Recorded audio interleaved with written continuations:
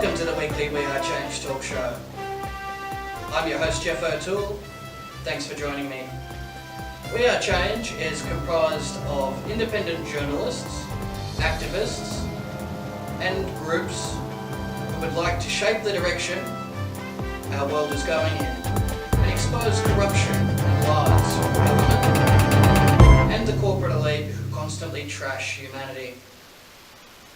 We ask the questions mainstream media refuses and seek to highlight the truth. We have a number of callers today, so let's get started. Okay, go ahead, Matt, you're on the air. Okay, fantastic. It's a pleasure to talk to you, Jeff. Thank you for the opportunity. Thanks for phoning in. Now, I believe there's been some corruption that you've experienced within the hospital system, and it's been nothing less than criminal. Can you explain what you've been suffering? Okay, so I have Crohn's disease, which is an extremely painful autoimmune disease. I also have arthritic pain in my hands and knees, which was brought on by a treatment for Crohn's disease known as infliximab. In the United States, it's known as Remicade. And it's very common that medical cannabis alleviates a lot of the associated pain with Crohn's disease. This is common knowledge. Yeah. Absolutely. I'm living proof. I use cannabis oil on a daily basis. I vape cannabis on a daily basis. It is the only thing that works. I have been battling Crohn's disease for over 25 years. Right. I have been on almost every single anti-Crohn's medication there is. The side effects are horrendous. Mm-hmm. There are no side effects with cannabis. Yeah. It's the Crohn's medications put me in a wheelchair. That's just shocking. And the GP hasn't been prescribing you the right painkillers and nothing that's going to be a natural, effective medicine. And well, that's exactly right. And we all know, or maybe some of your listeners don't know, but narcotic painkillers actually damage the pain receptors in your brain. Yes, exactly. Making your brain more susceptible to pain. As well as your kidneys and liver. Absolutely. So anyway, I was in Gosford Hospital for 3.5 months. I told the hospital that what I used as my drug, as my treatment of choice. Yes. And I said to them that I wanted to be treated with the legal government source of cannabis oil. Understandable. And their response was, no, not in this hospital. Mm-hmm.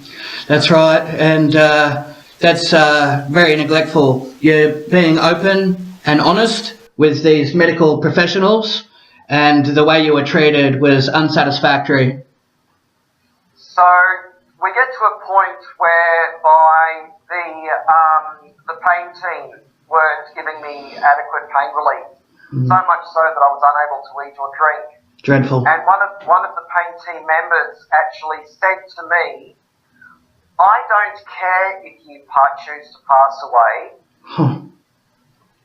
It's your choice. That is shocking. So in other words, they were unwilling to give me adequate pain relief so I could eat and drink. At that point in time, I sacked them. As you should. It is every patient's right to choose to choose who treats them and doesn't treat them. Absolutely. Now, have you filed complaints against these carers? Yes? Absolutely, with the Healthcare Complaints Commission. Well done. And I highly recommend that every patient who has a complaint to file a complaint with the Healthcare Complaints Commission, because they're the only people who can actually make change happen. Absolutely, and you deserve care and to be treated in a professional fashion, not to be regarded like a criminal when you're in the healthcare system. That's a gross account of negligence, and very sorry to hear that took place. Yeah, so anyway, getting on with the story, one of my I spent about three, as I said, 3.5 months in hospital. I think I've already said that. Yeah. And on the neurology ward at Gosford Hospital, Medical 5. And one of my specialists actually said, I actually pulled her aside privately and I said, look, you know what? I am vaping cannabis. I have a handheld all-in-one Vaporizer. Yep. Which doesn't actually produce any vapor. Right. Or exhale. It doesn't produce any smell whatsoever. So it poses no harm, no risk to anyone else. And for those that don't know, vaporizing is a great way to use cannabis as a delivery method, and it's also beneficial for your respiratory system. There is no negative effects from that. Absolutely, 100%. Much safer than using let's say a bong, for instance. Yeah. Anyway, so she gave me her blessing. She said, look, we can't police it, so go for it. She was 100% supportive of my use of cannabis. Yep. And I was using it. And anyway, to cut a long story short, it was my own stupid fault that I got caught. And one time some senior nurses came into my room and said, look, we know what you've got, hand it over, or we're going to call the police. That's outrageous. As if you're not dealing with enough medical issues, now you're forced into a legal situation where Absolutely. You're on the precipice of being arrested. I mean... I would like to point out as well that I was going outside and vaping cannabis and I was not coming in for my regular pain medication. Right. Now, my regular pain medication that I was on was 10 milligrams of morphine injected subcutaneously. For people who don't know what that means, it's basically an injection just under the skin into your fatty tissue. Right. Now, A very heavy dose of that. Very heavy dose, very heavy dose. I mean, it just goes to show you how much pain I was in. Yeah, it would have been catastrophic agony. Absolutely. So instead of coming in for my regular morphine, I was staying outside vaping cannabis. It just proves to you that... How effective it is. Exactly. So, anyway, the nurses come in, they say, we know what you've got, hand it over, or we're going to call the police. So... That's absurd. You know what I did? I handed it over. What other choice would you have? Yeah. Exactly. And you know what they did anyway? Call the police. They called the police. And these are the people that you feel safe and that you're in their hands and that you're being looked after and their duty of care is being acknowledged, but then they're forcing you into criminal charges, and that it just goes against the whole care relationship, patients and doctors. It does. The respect and the trust just goes straight out the window. If you can't trust your healthcare providers, who can you trust? It's medical tyranny, isn't it, Matt? It is indeed. It's criminal. Yeah. But they gave me the option. Yeah. They gave me the option. You know, to be compliant, which I was. I handed it over. The police came. They searched my room. They didn't find anything else. Right. They went through it with a fine-tooth comb. There was nothing else to find. I was compliant. I handed over what I had, and they still called the police. Now, I've called Sydney criminal lawyers. Yes, well done. That's the good move. Okay, now, unfortunately, the advice that they've given me is to plead guilty. They just want to push it through the courts, get it over and done with quickly. Absolutely, but a good friend of mine who is a healer, who I won't mention his name just out of respect for his privacy because I haven't asked if I can mention his name on the air. That's fine. Yep. But he has basically pointed out to me that medical necessity is a common law Australian defence. Absolutely. You had no other choice but to administer medical cannabis, otherwise your health would be in jeopardy. Absolutely, and Sydney criminal lawyers have just completely missed that. They say no, you were caught with it. You have to plead guilty. That's the only option you have. If you plead not guilty, you're going to probably be found guilty, and you will end up with a criminal record. It sounds like your human rights have been undermined. Absolutely. It really is shocking. To not be given the time and the respect that I deserve from a lawyer, to not look at the whole case, to not look into it enough to fully understand the circumstances. And this added level of stress is going to take a toll on your overall health. You know what? I became so furious and so angry afterwards that it actually had a profound effect on my health last night. When I get angry, my gallbladder flares up, and I ended up in so much pain last night. That's terrible. And in so much pain that not even my medicinal cannabis medicine was helping. Your situation has been aggravated. Absolutely. So I ended up going to Gosford Hospital last night. They were less than impressed with me turning up again since I filed. I think it's six HCCC complaints that were filed against Gosford Hospital. All in all. What other choice did you have if your duty of care is not being looked out for? I mean, you're put in a position. That's right. And we're not just talking about cannabis here. I was left sitting in my own urine for 20 minutes in a bed soaked in urine. When I was catheterised, I wasn't catheterised until, because I wasn't able to urinate when I got there. That's unbelievable. I wasn't catheterised until I was screaming in pain. We're talking about 10 out of 10 pain in my kidneys. I've been left with permanent kidney pain. Oh my God. What came out of the catheter bag, once they got the catheter in, was 1,200 millilitres. That's shocking. There deserves to be criminal charges put through like you've done, and people should be held accountable for that. Absolutely. And I fully intend to make a medical negligence claim against the hospital. Not only that, but they severely affected my PTSD. Yeah. I was an abused child and extremely bullied at school, which is also why I vape cannabis, because it really does help my PTSD. It's the only thing that does help. Yeah. Gosford Hospital. They should be ashamed of themselves. They should be absolutely ashamed of themselves. I don't know what goes through their head. Some of these nurses. You wouldn't even treat an animal. You wouldn't even treat an animal like that, let alone a human being.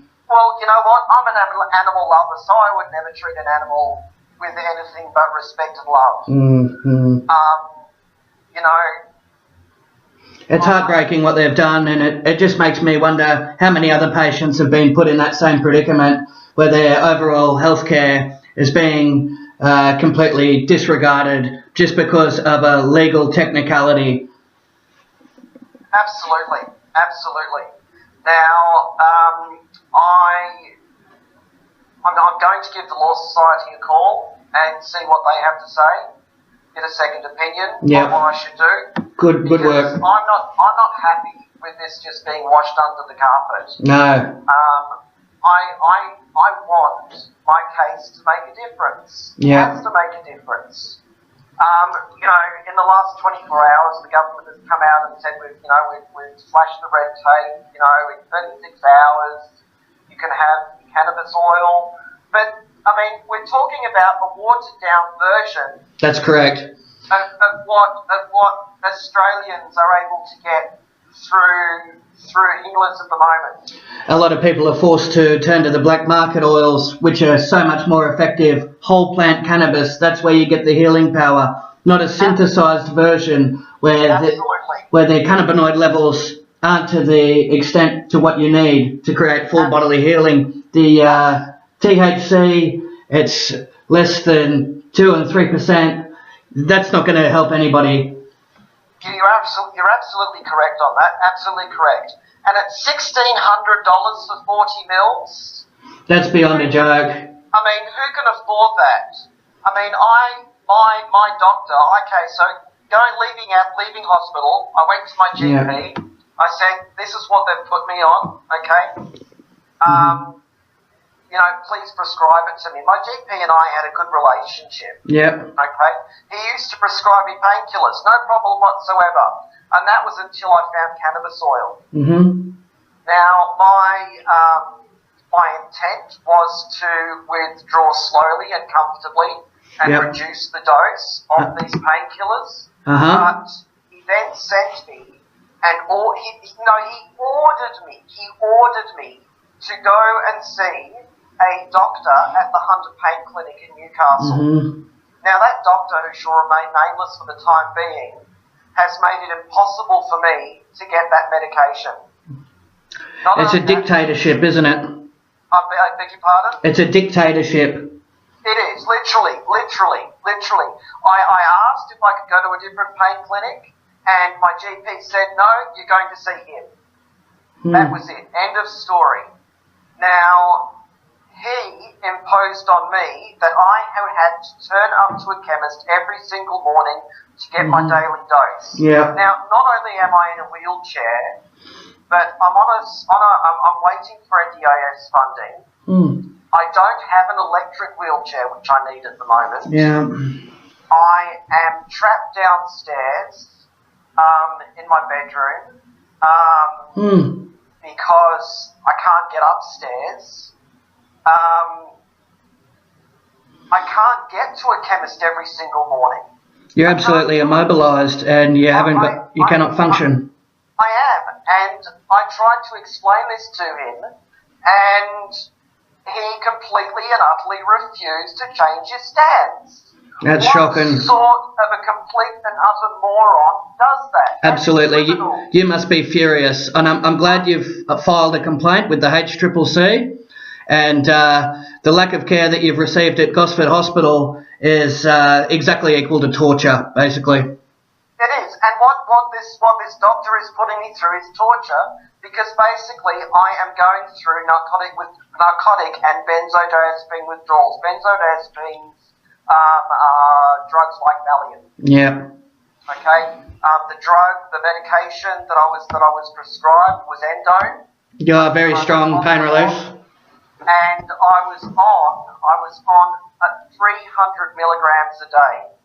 That's what I was discharged on. So that's Crazy. what I have been coming off. And if it wasn't for the cannabis oil and the wonderful people that have supplied it to me, I don't know if I'd still be here, because I don't know if I could have coped with withdrawals. That's a very strong statement, and I'm sure a lot of people wouldn't have been able to cope with the withdrawals. That's a very heavy drug that's been administered there, and your body takes an addictive phase. It does, and the withdrawal symptoms are horrendous.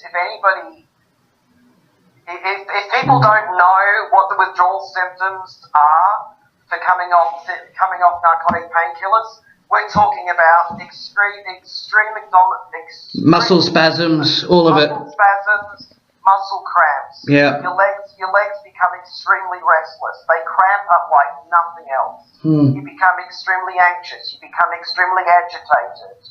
You sweat like a pig, but you are absolutely freezing. So you can't put on clothes because you end up so uncomfortable. That's all the toxins coming out, isn't it, Matt? It is, and it's your brain. It's your brain going, I need these chemicals. Yeah. Where are they? And it's your brain screaming out for the chemicals. And this would have exacerbated your PTSD, all of this horrendous treatment that you've received? Absolutely, absolutely. You know, it got to the stage where my PTSD on leaving the hospital is where it was at when I left home. Right, and the legal counsel that you've sought after have been less than helpful, telling you to plead guilty when you're not guilty. You're a patient, you're a victim of improper methods of the healthcare system. Absolutely, absolutely, absolutely. It's and it really is criminal. I find it criminal that a lawyer would give me that advice. It is. It really is despicable. I mean, regardless, I mean, I'm a human being. I have a human right. That's right. To not suffer, to not be in pain. Everybody does. Human right. Exactly. It's just disgraceful. It really is. I mean, all these people should be absolutely ashamed of themselves. Every single one of them should just immediately quit their jobs and take up another profession where they're not actually caring for people. That's right. You know, no disrespect towards tradesmen. Tradesmen are excellent. Okay? But perhaps a trade would better suit them. They shouldn't be responsible for another person's life and well-being. It goes with the Hippocratic Oath, do no harm. And you've been placed in not only medical harm, but legal harm as well, having law enforcement attending the hospital. That's going to increase your level of stress, anxiety, which is going to have a negative effect on your overall condition. That's shocking, it's appalling, and I don't know how they sleep at night. I don't know how they sleep at night either. I really, really don't. However, I will say this. There are some up-and-coming doctors who I met who were on my team, and a lot of the nurses that fully support whole plant medicine, that fully support the Colorado system Yes. in the United States of having cannabis available here in Australia. If we had if conservative Australia would only wake up to themselves, we could have the lucky country back again. Exactly. Well, we're fighting every day to change those laws here at We Are Change. Hopefully we can get the legislation that we need. The patients will be looked after. Have they booked you in for a follow-up medical health assessment? No. I'm on my own, and I'm just dealing with this the best way I can. And as far as the charges that are before the courts, have they booked you in for a hearing? Yes, I do have a court date, which is in April. Yep. I am going to, I'm going to have to email the court and ask them to have that moved to a different court, to a closer court to myself, and also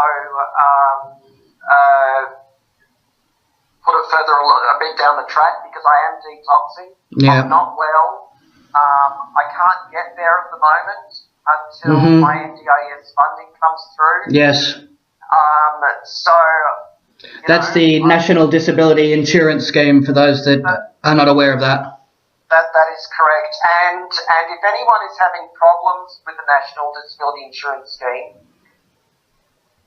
Yes. I highly recommend in seeking out an occupational therapist. Good advice. And helping you with the paperwork, because the NDIS do not like medical terminology. They hate medical terminology. It's an insurance scheme. It's not Centrelink. It's not like Centrelink. It's not like anything else. They're an insurance company. Okay? They judge you on the wording of what goes on your paperwork. So my first application was refused. And then an OT, occupational therapist, got involved. A beautiful lady who I won't name. She's a community occupational therapist who has worked tirelessly to get everyone on the same page, everyone writing reports, and to use the right terminology. So I should hear in the next week whether or not I've been accepted into the NDIS. Okay. So, fingers crossed. Best of luck with that. Be sure to phone through here again on the hotline and let us know how your legal situation and medical situation is progressing. If you've experienced medical tyranny or corruption, we'd love to hear about it here at We Are Change. Now we do have time for one last call. Okay, next on the line we have Sean. How are you going there today? G'day mate, I'm great, thank you. Jeff, how are you? I'm very well. Now, Sean would like to talk about vaccines. So what originally made you concerned about the risks associated with vaccines? Originally it was just a simple matter of asking the question is, well, what is in that needle? What is in that needle that's about to be put into my child? That's where it all began. And the prospect of doing that, the first I learned of that was when we were due to give birth, not in the too distant near future. And yeah, I thought it was very important to learn that, why and how I should answer that. That's a very genuine query and very natural for somebody to want to question what ingredients are going to be in a vaccine, especially when they're very elusive when it comes to divulging such information. And, you know, the babies are 18 months old, they're, you know, just starting to walk and talk, and then they have their third round of shots, and within hours they're having convulsions. It's a mercury buildup that's causing this, and the vaccine schedule is enormous compared to what it used to be back in the day. You notice this as well? Yeah, I do, and it could well be that it's a simple matter of mercury buildup. I don't know where the science will lead to, but I do know that parents need to ask that question. I know that for me, when I began to ask that question, there wasn't really an answer. The best answer I got was go and do the research for yourself. Absolutely, and this is fact, you know, it's not just my opinion. And you've attended a few seminars to gain further information about this particular subject? Yes, I have. One of them in particular was the Telephone Kids, Institute for Telephone Kids seminar. Yes. It was a couple of years ago, but basically, yeah, it was at a time when I was seeking answers the most. And our son had just been born, and we went along and we registered for the seminar. We attended. When we got there, I had every intention to record the seminar. Very good idea. And that's what I did, and it's up available on YouTube as well. Absolutely, a good plan to educate others as well in the process, because because I just wanted people to see the story. At that time, I was one of those people. I had no idea what I was really stepping into at that time. I was just a parent who was looking for answers. And a lot of parents have been left bewildered and often at times angry when they're not being listened to by their doctors, and then their child has suffered a serious adverse reaction. It's phenomenal. It's phenomenal to know the amount of pain and sleepless nights that parents must have to endure. You know, it's across the board. It's not fair on people, especially when they go seeking the answers. That it seems to be quite difficult to find them, and you really have to rely on your intuition and your own sense of responsibility as a parent to actually distinguish what you're comfortable with. Exactly, and parents know instinctively when their child exhibits strange behavioural patterns.